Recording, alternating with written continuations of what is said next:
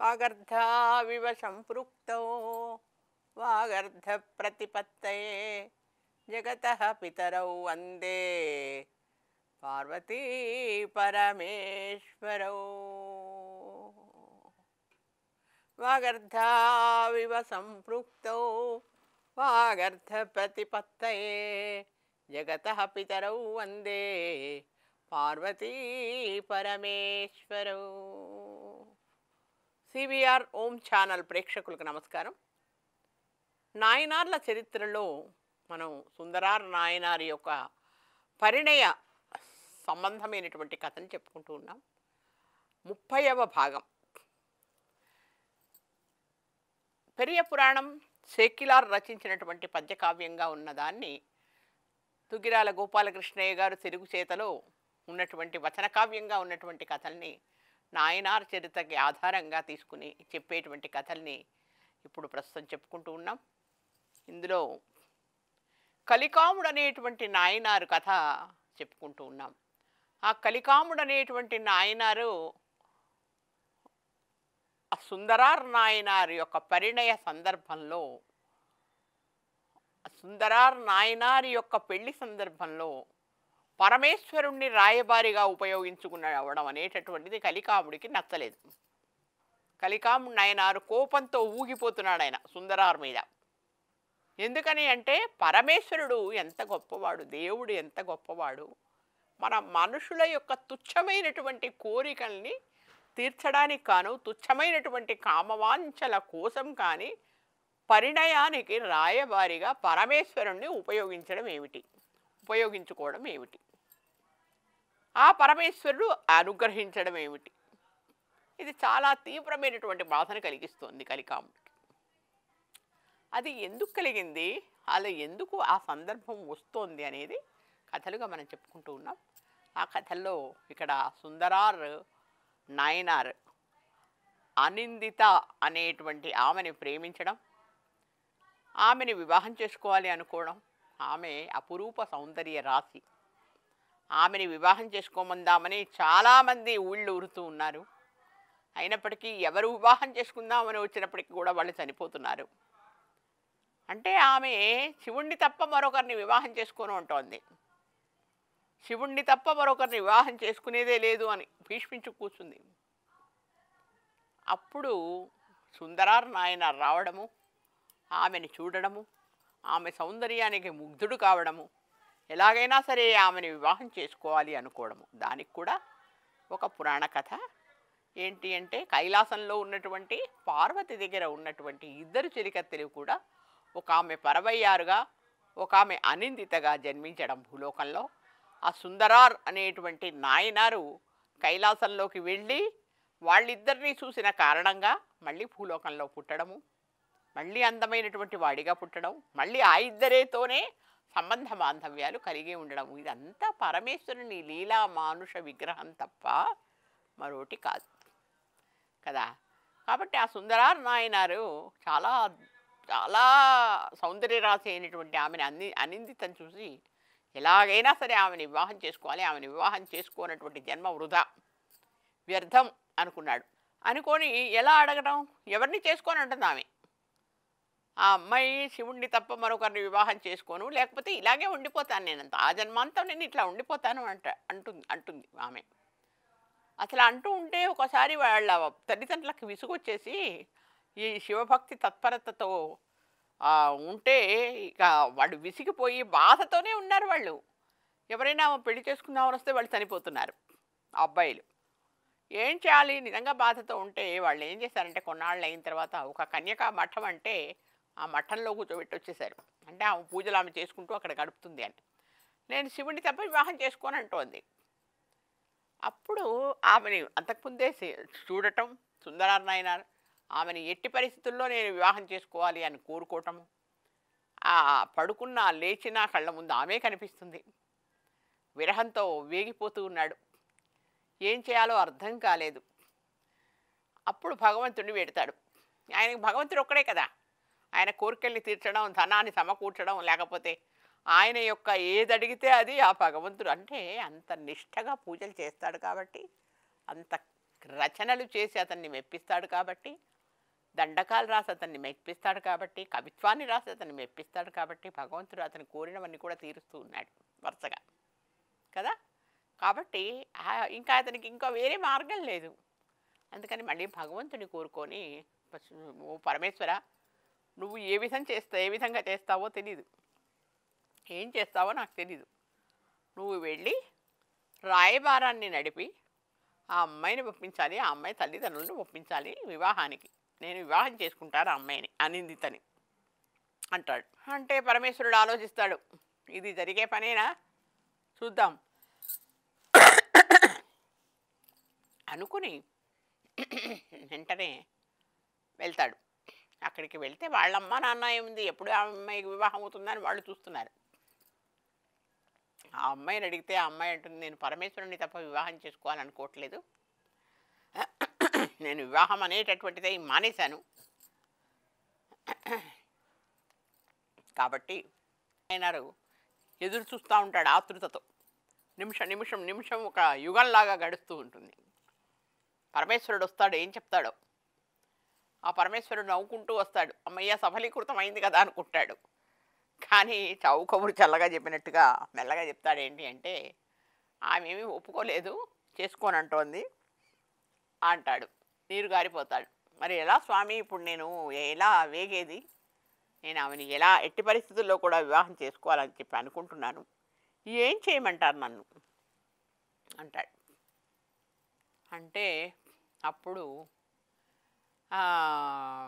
ఆలోచించి మళ్ళీ ఒకసారి ప్రయత్నం చేస్తానని మళ్ళీ ఇతను ఎప్పుడైతే ఆ అనిందిత దగ్గర నుంచి ఈ పరమేశ్వరుడు విప్రోత్తముడి రూపంలో వెళ్ళి అడిగి మళ్ళీ తిరిగి వచ్చేస్తాడో, ఆ తర్వాత ఆమెకి మళ్ళీ అనిపిస్తుంది, ఈ విప్రోత్తముడు చూడబోతే శివుడిలాగే కనిపిస్తున్నాడు, ఇదేదో శివుడి మాయలాగా ఉంది, శివుడిలాగే అనిపిస్తోంది. ఆమెకి ఎందుకో మనసులో తిప్పుతుందనమాట, ఇట్లా తిరుగుతూ ఉంటుంది. ఆహా, పరమేశ్వరుడే కాబోలు వచ్చి చెప్తున్నాడు, పరమేశ్వరుడు చెప్పాడు అంటే అతను మంచివాడు, అతను కూడా శైవాంశ సంభూతుడే అయ్యి ఉంటాడు కాబట్టి పరమేశ్వరుడు చెప్తాడు, లేకపోతే ఉట్టిగా చెప్పడు అనుకుంది ఆమె కూడా. అనుకుని మళ్ళీ ఒకసారి ప్రయత్నం చేద్దాం, మళ్ళీ ఒకసారి ప్రయత్నం చేయండి స్వామిని మళ్ళీ బ్రతుకులాడతాడు సుందర. మళ్ళీ ఒకసారి ప్రయత్నం చేద్దామని మళ్ళీ వెళ్ళేసరికి మళ్ళీ ఒకసారి చూడమ్మా ఇలా అతను అనేప్పటికీ అప్పుడు ఒప్పుకుంటుంది కాబట్టి, కానీ ఒక కండిషన్ పెడుతుంది. ఏంటి అంటే, ఎప్పటికీ కూడా పెళ్లి చేసుకొని ఇక్కడే ఉండాలి. అతను సుందరార్ అని వివరాలన్నీ చెప్తాడు. ఈ పరవయ్యారు ఆమె ఉన్నది అని కూడా చెప్తారు తిరువానూరులో. అంటే అప్పుడు చెప్తారు ఏంటంటే, ఆమె పరవయ్యారు దగ్గరికి వెళ్ళకూడదు. అతను పరిణయం అంటే పెళ్ళి అంటే స్థిరంగా ఉండిపోవాలి ఇక్కడే నాతోనే. వాళ్ళు తల్లిదండ్రి కూడా అదే అంటారు, ఇక్కడే ఉండిపోవాలి, అంతేకాని మళ్ళీ తిరువానూరు వెళ్ళడం, మళ్ళీ పరవయ్యారుతో సంబంధాలు పెట్టుకోవడం అనేటువంటి చేయకూడదు అని ఒక కండిషన్ పెడతారు. అట్లా అయితేనే చేసుకుంటానని చెప్పేసి అంటుంది అమ్మాయి. అని అంటే ఇతను ఆలోచిస్తాడు కాసేపు, మళ్ళీ పరమేశ్వరుడు వస్తాడు, మళ్ళీ విడవించుకుంటాడు. ఇట్లా మళ్ళీ చెప్తాడు, ఏమయ్యా స్వామి, మరి ఇట్లా అంటుంది ఆ అమ్మాయి, నువ్వేం చెబుతావు అంటాడు. ఆలోచించుకుంటాడు. ఆలోచించుకుని వేడిగా ఉన్నాడు కదా ఈయన, ఇప్పుడు ప్రస్తుతానికి ఇతనికి ఏంటంటే ఆమెతో వివాహం జరగడం అనేటువంటిది ప్రధానం సుందరార్కి. ఆమె మహా అందగత్తే, ఈయన మహా అందగాడు, ఇద్దరికీ సరిపోలుతుంది. అందుకని ఎట్టి పరిస్థితుల్లో వివాహం చేసుకోవాలి అన్నటువంటి కోరికతో ఉన్నటువంటి అతను సరేననేస్తాడు. ముందు వెనక ఏమి ఆలోచించాడు, ఆలోచించకుండా సరేనంటాడు. సరేననేటప్పటికీ సరే అదే విషయాన్ని మళ్ళీ వెళ్ళి అది చెప్తాడు. సరే అని ఒప్పుకుంటారు. ఒప్పుకొని చక్కగా వివాహాన్ని మహాఘనంగా నిర్వహిస్తారు. మొత్తానికి సుందరార్కి ఈ అనిందితకి వివాహం జరుగుతుంది. వివాహం జరిగిన తర్వాత ఆనందంతో నిజంగా ఆమెతో చాలా సుఖభోగాలు అనుభవించి చాలా కాలం అక్కడ ఉంటాడు. అది ఎప్పుడైతే రాయబారాన్ని ఇతడు చేశాడు, పరమేశ్వరుడు రాయబారానికి పరమేశ్వరుణ్ణి ఉపయోగించుకున్నాడు సుందరార్ అని తెలిసిందో, ఈ కలికామనయనార్కి చాలా కోపం వచ్చేస్తుంది. అసహించుకుంటాడు సుందరార్ని. ఛీ, తుచ్చుడు. అటువంటి వాడు పరమేశ్వరుణ్ణి పెళ్ళికి రాయబారిగా ఉపయోగించుకోవడమా? ఒక అమ్మాయి పట్ల మోహంతో ఉన్నటువంటి వాడు వాడి పెళ్ళికి పరమేశ్వరుణ్ణి ఉపయోగించుకోవడమా రాయబారిగాని సుందరాన్ని అసహించుకుంటూ ఉంటాడు. సరే, మొత్తానికి కొంతకాలం అక్కడ ఉంటాడు. ఉన్న తర్వాత మళ్ళీ తర్వాత ఎంతకాలం ఉంటాడు? అతని చెయ్యి తిరిగే కాలు ఊరుకోదు కదా. అందుకని చెప్పేసి ఎన్నో పుణ్యక్షేత్రాలు చూడాలి, అక్కడే ఉంటే కుదరదు అని చెప్పేసి అతను మెల్లగా బయలుదేరి వెళ్దాం అనుకుంటాడు. అనుకొని అక్కడి నుంచి మెల్లగా బయలుదేరి కొన్నాళ్ళు ఉండి వెళ్ళిపోతాడు. అయితే ఈ పరిణయానికి రాయబారం ఎందుకు వహించవలసి వచ్చింది అనేది కలికాముడు అడిగిన దానికి, అసహించుకున్న దానికి చెప్పినటువంటి కథాపూర్వం ఇదంతా కూడా. ఈ కథాపూర్వంలో పరిణయం అయింది. పరిణయం అయిన తర్వాత సుందరార్ అక్కడే ఉన్నాడు. ఇంకా తర్వాత వెళ్తూ ఉంటాడు వేరే ఊళ్ళకు కూడా. అయితే అక్కడే ఉన్నప్పుడు కలికాముడికి పరమేశ్వరుడు వీళ్ళిద్దరికీ కూడా సఖ్యత, భక్తులిద్దరూ కూడా పోట్లాడుకుంటే భక్తులిద్దరికీ శత్రుత్వం ఉంటే కష్టం కదా. భక్తులందరినీ ఏకం చేయాలి. శివుడి యొక్క మాట అదే, భక్తులందరినీ కూడా ఏకం చేయాలి.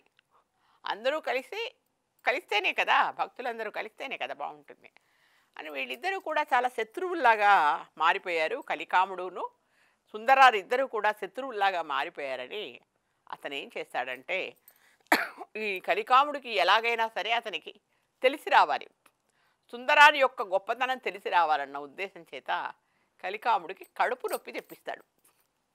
ఈ కలికాముడికి విపరీతమైన కడుపు నొప్పి వస్తుంది. ఒకరోజు శూల నొప్పి అంటారు కదా, పొట్టలో నొప్పి, విపరీతమైన నొప్పి, చాలా భరించలేకపోతుంటాడు. అతని భార్య పాపం ఏడుస్తుంది అనమాట. చాలా బాధగా ఉంది, ఓ స్వామి నేను చాలా బాధపడుతున్నాను, భరించలేకుండాను కడుపులో నొప్పి అని. పాపం అతను కూడా భక్తుడే కదా, నాయనారే కదా కలికాముడు కూడా. కలికాముడు బాగా బాధపడిపోయి ఏడ్చేస్తూ ఉంటాడు. స్వామి నా ఇంత నొప్పి పడుతుంటే చూస్తూ ఊరుకుంటావా, నాకేం సహాయం చేయవా అని ఏడుస్తాడు. అప్పుడు అంటాడు, సుందరార్ని పిలువు వస్తాడు అంటాడు. తుచ్చుడు, వాడిని నేను పిలవను, సుందరార్ని నేను చస్తే పిలవను, చస్తే చస్తాను అని అనుకున్నాడు. లేదు లేదు, సుందరారు వస్తే నీ కడుపులో నొప్పి తగ్గిపోతుంది, నువ్వు ఆరోగ్యం చేస్తే ఆయన చెయ్యడు, ఆ పరమేశ్వరుడు చేయలేడు, చెయ్యొచ్చు కానీ చేయలేదు. ఎందుకంటే భక్తులిద్దరిని కలపాలనేది ఆయనకి. ఆ భక్తులిద్దరిని ఏ విధంగా అయినా కలపాలి అనే ఉద్దేశం, అంతేకాని ఆయన చేయాలనుకుంటే చేయడేంటి పరమేశ్వరుడు. ఎలా అలా సుందరాన్ని పిలిస్తేనే నీ కడుపులో నొప్పి తగ్గుతుందంటాడు. నేను చస్తే పిలవను, ఏమన్నా కానీ నేను పిలవను అంటాడు. ఈ శూల నొప్పితో నేను చచ్చిపోయినా సరే పిలవను అంటాడు. అతని భార్య చూస్తూ ఉండలేక, సుందరాన్ని పిలవండి స్వామి, ఎలాగైనా మా ఆయన బతకాలి అని చెప్పి ఆమె పాపం బాధపడుతూ ఉంటుంది, ఏడుస్తూ ఉంటుంది. అప్పుడు సుందరాన్ని రప్పిస్తాను అని చెప్పి అనేసరికి సుందరారు వస్తున్నాడు అని తెలిసి కలికాముడు ఏం చేస్తాడంటే, అంత అసహ్యం అనమాట, అంత పట్టుదలలు ఉండేవి ఆ కాలంలో. వస్తున్నాడు అని తెలిసిపోగానే వెంటనే ఇతను ఏం చేస్తాడంటే కత్తి పెట్టి పొడి చేసుకుంటాడు పొట్టలో. అట్లా పేగులు బయటకు వచ్చి రక్తం అంతా కూడా ఇట్లా ధారలుగా బయటకు వస్తూ ఉంటుంది. అంత పంతం అనమాట. అంటే సుందరారు వస్తే, సుందరారు ముట్టుకుంటే తగ్గిపోతుంది. అది పరమేశ్వరుడే చేయొచ్చు, కానీ పరమేశ్వరుడు ఏంటి అంటే ఇద్దరిని కలపాలి, భక్తులు విడిపోకూడదు, తన భక్తులు ఎప్పుడు కూడా కలిసే ఉండాలి, వీళ్ళిద్దరు శత్రుత్వం అనేటువంటిది ఉండకూడదు అన్న ఉద్దేశం చేత ఆయన సుందరారు చేతే నయం చేయించాలి ఇతనికి అనుకున్నాడు. ఆ సుందరారు వస్తాడు. వస్తూ ఉండగానే అతను ఎక్కడొస్తాడో, నన్నెక్కడ పుట్టుకుంటాడో అతని మీద అసహ్యం కదా కలికాముడికి. ముందరే చనిపోదామని చెప్పేసి కత్తి పెట్టి పొడి చేసుకుంటాడు. రక్తం కారుతుంటుంది. ఇట్లా వాళ్ళ భార్యేమో పాపం గోడున ఏడుస్తూ ఉంటుంది అనమాట. బాగా ఏడుస్తుంటే ఇంతలో సుందరారు వస్తాడు. సుందరారు వచ్చేసరికి తలుపు తీస్తుంది. తలుపు తీసి, అయ్యో మరి భక్తుడు కదా, పరమ భక్తుడు ఆయన, ఊరూరా చాలా గొప్ప భక్తుడని పేరు పొందాడు సుందరారు. అలాంటి ఆయన మన ఇంటికి వచ్చినప్పుడు మరి చనిపోయాడని ఇట్లా కష్టాలు చెప్పకూడదు కదా. అందుకని కొంగంతా నిండా కప్పుకొని ఆయనేమో ఆ రూమ్లో, ఆయన పడుకునే రూమ్లో ఎక్కడో పొడుచుకున్నాడు ఆయన అక్కడ ఉన్నాడు. ఇక్కడేమో రండి రండి స్వామి రండి రండి అని చెప్పేసి సుందరాన్ని పిలుస్తుంది. పిలిచేసరికి అతనికి పరమేశ్వరుడు చెప్పేశాడు కదా ఆల్రెడీ. కాబట్టి అప్పుడు అంటాడనమాట అతను, ఏంటి ఏడి కలికాముడు ఏడి, కడుపులో నొప్పి వచ్చిందన్నాడు కదా అంటే, అప్పుడు చెప్తుందనమాట లోపల ఉన్నాడు. కలికాముడు ఉన్నాడా అంటే లోపల ఉన్నాడా. అప్పుడు లోపలికి వెళ్ళేటప్పటికి మొత్తం ఇట్లా ఇదైతే ఉంటాడు. అప్పుడు చూస్తాడు అతను. చూసి అప్పటికి చనిపోతాడు అతను. చనిపోతే అప్పుడు చెప్పదనమాట. ఈమె చెప్పకూడదు అనుకుంటుంది. ఎందుకంటే సుందరారు రాక రాక వచ్చాడు మన ఇంటికి. వచ్చి ఈ విధంగా చనిపోయాడని చెప్పకూడదు కదా అని లోపలున్నాడు. ఇంకా శూలపు నొప్పితోనే బాధపడుతున్నాడన్న విధంగా చెప్పిందనమాట ఈమె. సరే అని లోపలికి వెళ్ళి చూసరికి ఇట్లా చనిపోయి ఉంటాడు. చనిపోయి ఉన్నాడు కదా అని చెప్పేసి వెళ్ళి ఇట్లా స్పర్శిస్తాడు సుందరారు. లేచి కూర్చుంటాడు అతను. ఆ లేచి కూర్చునేసరికి అప్పుడు తెలిసి వస్తుంది అనమాట అతనికి. ఎవరితో కూడా శత్రుత్వం అనేటువంటిది పెంచుకోకూడదు. అతను భక్తుడే, ఇతను భక్తుడే. మరి పరమేశ్వరుడు చేశాడు, పరమేశ్వరుడు రాయబారంగా చేశాడు. దానికి ఇతను ఏం చేస్తాడు? ఇతను కోరుకున్నాడు, పడిగాలు పాడాడు, పద్యాలు పాడాడు, రచనలు చేశాడు, కవిత్వం చెప్పాడు. ఆయన్ని పరమేశ్వరుడినే లొంగ తీసుకున్నాడు సుందరారు. మరి ఏం చేస్తాడు? పరమేశ్వరుడినే లొంగ తీసుకున్నాడు. లొంగ తీసుకుని అతన్నే రాయబారిగా పంపించాడు. దానికి ఇతను ఏం చేస్తాడు? ఏం చేయలేడు కదా అని అప్పుడు కలికాముడికి కూడా తెలిసొచ్చి నన్ను క్షమించండి అని అప్పుడు వేడుకుని ఇద్దరు భక్తులు కూడా ఒకటైతాడు. అది చూసి పరమేశ్వరుడు పరమానంద భరితుడైపోతాడనమాట. కాబట్టి ఇట్లా మనకి ఎన్నో కథలు, నాయనార్ల కథలు మనకి తెలుస్తూ ఉంటాయి. పెరియ పురాణంలో ఎయిర్కోన్ కలికామ నాయనార్ అనేటువంటి కథలో మనకి చాలా విశేషాలు తెలిసాయి. ఏంటి అంటే భక్తిభావము అనేటటువంటిది, భక్తి మహిమ ఎట్లా ఉంటుంది అనేది అది ఒక 5 విధాలుగా మనకు చూపించారు అక్కడ. కలికామ నాయనారు కథలో మనకి మూలమైనటువంటి కథ అదైనప్పటికీ కూడా తరువాత అంతా కూడా సుందరార్ నాయనార్ కథే వస్తుంది. ఆ సుందరార్ నాయనార్ యొక్క నీతి నిజాయితీ ఏమిటి, అతని యొక్క భక్తిభావం ఏమిటి, అతని యొక్క భక్తి మహిమలేమిటి అనేటువంటిది చాలా మనకి చూపించాడు. అతను సుందరుని యొక్క భక్తి ఎటువంటిది అంటే అతని కోరుకోగానే పరవయ్యారు అనేటువంటి ఆమె ఊర్లో అంతా కూడా తను భోజనాలు పెడుతూ ఉంటుంది. ఊర్లో తిరువానూరు అనేటువంటి దాంట్లో భోజనాలు పెడుతూ ఉంటుంది. ఆ భోజనానికి కావలసినటువంటి ధాన్యం ఒకసారి తక్కువైతే ఎండిపోతే ఆ ఊరంతా కూడా క్షామం ఏర్పడితే ఇతను భగవంతుణ్ణి వేడుకోగానే ధాన్య పర్వతమే వచ్చేసిందట. ఆ ధాన్య పర్వతం అంతా కూడా ఆమె ఇంటికి చేర్చి ఊరంతా కూడా పనిచేశారు వాళ్ళు. అది ఒక మహిమ, చాలా మహిమ. తర్వాత ఇంకొక చోళరాజు సేనాధిపతి అయినటువంటి అతను సుందరారు ఆ ఊరికి వెళ్ళగా అతడు తనకు కలిగినటువంటి 2 అమ్మాయిల్ని కూడా సేవికలుగా తీసుకోమని ఇస్తాడు, గ్రహించమని. అంటే నీకు పరిచర్య చేయడానికి పరిచారకులుగా నువ్వు ఉంచుకో బాబు అని చెప్పంటాడు. అంటే ఏమైనా అందించడానికి, దానికి భక్తిభావం ఏమైనా భక్తి సందర్భంలో కానీ పరిచారకులుగా పనిచేయడానికి ఇస్తాడు. తన పుత్రికల్ని ఇచ్చేస్తాడు ఆయన. అంటే ఆ ఆనందం అనమాట. సుందరార్ నాయన తన ఇంటికి వచ్చాడనేటువంటి ఆనందంతో ఇస్తే వాళ్ళని తన కుడి తొడ మీద కూర్చోబెట్టుకొని పుత్రికలుగా భావిస్తాడు ఆయన సుందరార్ నాయనారు. ఎంత అద్భుతం చూడండి అది. తర్వాత ఒకసారి ఈమె మరి పరవయ్యారు ఆమె చాలా చాలా చేయాలనుకుంటూ ఉంటుంది. ఒకసారి ఆమె ఉత్తర ఫల్గుని నక్షత్రంలో ఒక జాతర లాంటిది చేయాలనుకుంటుంది. అప్పుడు ఎందుకో ఆమె దగ్గర అంత డబ్బు ఉండదు. జాతర చేయాలంటే చాలా డబ్బులు కావాలి కదా, అటువంటి డబ్బులన్నీ ఎలా వస్తాయి అని అప్పుడు సుందరార్ దగ్గర చెప్పుకుంటుంటాను. నాకు చాలా డబ్బు కావాలి, నేను ఉత్తర ఫల్గుని నక్షత్రంలో జాతర చేద్దామనుకుంటున్నాను అంటే అప్పుడు అతను తీవ్రంగా ధ్యానించి 2-3 గుళ్ళల్లో పరమేశ్వరుడు గురించి పాటలు పాడి పద్యాలు పాడి ఒక రాత్రి సత్రంలో పడుకుని ఉంటే అతను తలకింద పెట్టుకున్నటువంటి ఇటుకలు కాస్త బంగారు తునకలుగా మారిపోతాయి. అది పరవయ్యకి ఇచ్చేస్తాడు అతను. ఇచ్చేసి ఎలాగైనా సరే నువ్వు కార్యక్రమం చేసుకోమని. ఇంకోసారి మళ్ళీ ఇట్లాగే ఆమెకి ఇంకోటి ఏదో కోరిక చెయ్యాలి అంటే ప్రజలకు సేవ చేయడమే. ఆమెనా కూడా శివభక్తులకి సేవ చేయడం కోసమే అతన్ని అడిగేదే కానీ తన స్వార్థానికి ఎప్పుడూ కాదు. అట్లా అడిగితే ఆమె ఇంకోసారి కూడా ఆ విధంగా పరవయ్యారికి మళ్ళీ ఇంకోటి కూడా ఒక నిదర్శనంగా చూపిస్తాడు. ఒకసారి మళ్ళీ నదిలో తను ఒక చోట ఇట్లాగే ఆమె అడిగిందని చెప్పేసి బంగారు నాణ్యాల గురించి కోరుకుంటే 20,000 బంగారు నాణ్యాలు అతనికి దొరుకుతాయి, ఇచ్చేస్తాడు భగవంతుడు. ఆ 20,000 బంగారు నాణ్యాలు నేను ఎలా తీసుకుపోవాలి అని అంటే ఆ పక్కన ఉన్నటువంటి ఆ నదిలో పడేసేయి, ఆ నదిలో పడేస్తే మీ ఇంటి దగ్గర తిరువారూరులో ఉన్నటువంటి ఒకానొక కొలంలో నీకు అవి దొరుకుతాయి అని చెప్పేసి అనంగానే ఆయన ఈ 20,000 బంగారు నాణేలు కూడా అందులో వేసేస్తే మళ్ళీ అక్కడికి తిరువారూరు వెళ్ళిన తర్వాత మళ్ళీ పరవయ్యారుని తీసుకుని వెళ్ళి ఆ, అందులో చూస్తాడు కొలంలో. మొదట దొరకవు, తర్వాత దొరుకుతాయి. దొరికినా కూడా అవి మళ్ళీ వేరే, అంటే బంగారం తన దగ్గర ఒక్క నాణెం ఉంచుకుంటాడు, ఆ నాణ్యంతో పోలిస్తే ఆ నాణ్యాలన్నీ కూడా వేరేగా కనిపిస్తాయి. మళ్ళీ ధ్యానించి అసలైనటువంటి నాణ్యాలు వచ్చేలాగా చేసుకుంటాడు అతను. ఇట్లా మనకి ఎన్నో నిదర్శనాలు అన్నమాట. భక్తికి భగవంతుడు ఎప్పుడూ కూడా కరిగిపోతాడు. కరుణా సముద్రుడు ఆయన. కాబట్టి నిజమైనటువంటి భక్తికి, నిశ్చలమైనటువంటి భక్తికి ఎప్పుడూ కరిగిపోతూనే ఉంటాడు భగవంతుడు. కాబట్టి సుందరారు ఏది చేసినా కూడా భక్తి భావంతో తన రచనలు చేయడం కానీ, తన దేవుణ్ణి ధ్యానించడం కానీ, ప్రతి ఒక్క దేవాలయాన్ని దర్శించి అక్కడ ఉన్నటువంటి ఆ ఏ పేరుతో ఆ శివుడు ఉంటాడో ఆ పేరుతో పత్తిగాన్ని పాడటం, ఆ పేరుతో దండకాలు రాయటం, పాడటం చేసేవాడు అతను.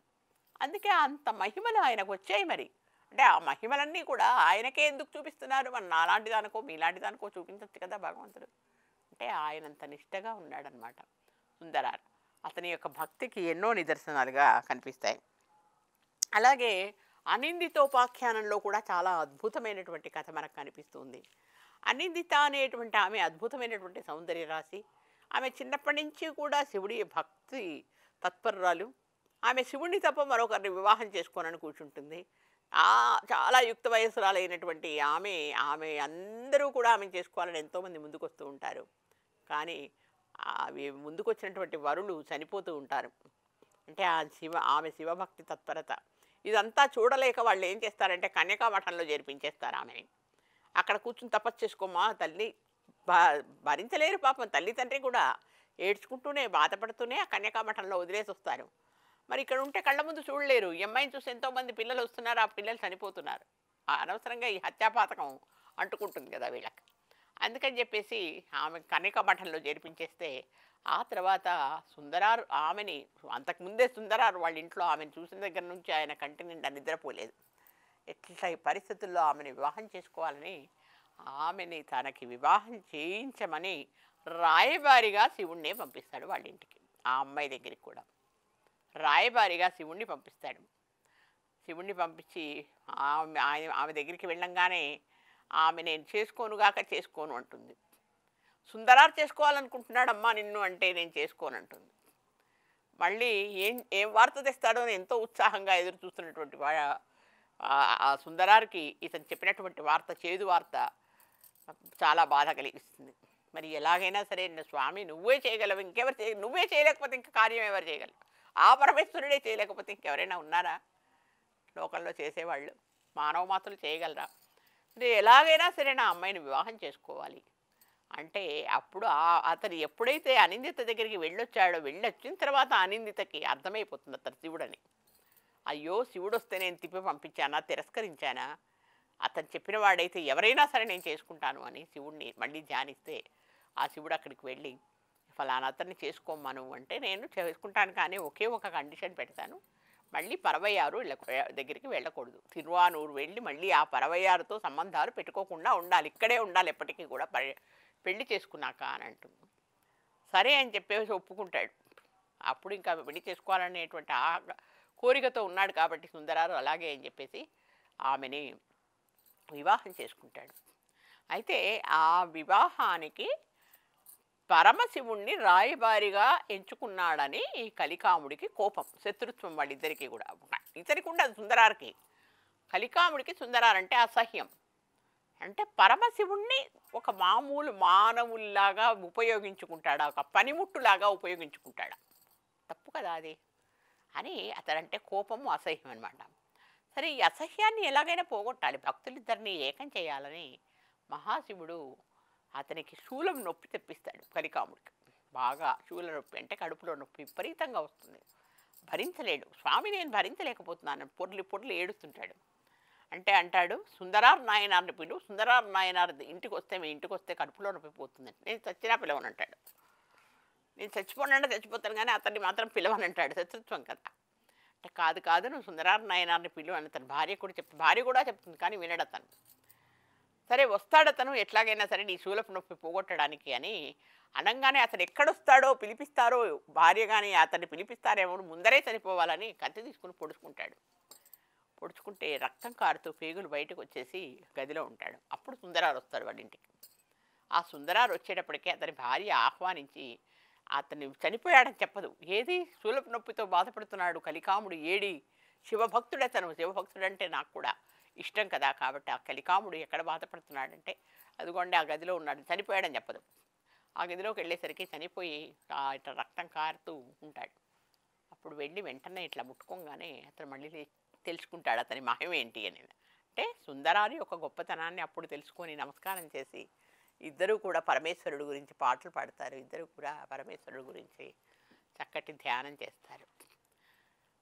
ఎయిర్కోన్ కలికామ నాయనార్ అనేటువంటి ఒక నాయనారి యొక్క చరిత్ర, ఈ అద్భుతమైనటువంటి చరిత్రలన్నీ కూడా ఈ మన నాయనార్ల చరిత్రలో ఉన్నాయి.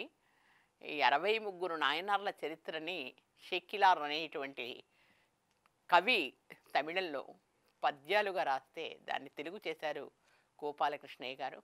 ఒక అద్భుతమైనటువంటి ఈ చరిత్రలన్నీ కూడా చదివినప్పటికీ కూడా విన్నప్పటికీ కూడా ఎంతో మనకి పుణ్యం కలుగుతుంది, మనసు ప్రశాంతం కలుగుతుంది. ఏ కథ చదవని శివుడి గురించి చదువుకున్నట్టే. ఏ కథ అయినప్పటికీ కూడా భక్తుడే కదా, శివభక్తులందరూ కూడా శివుడితో సమానం.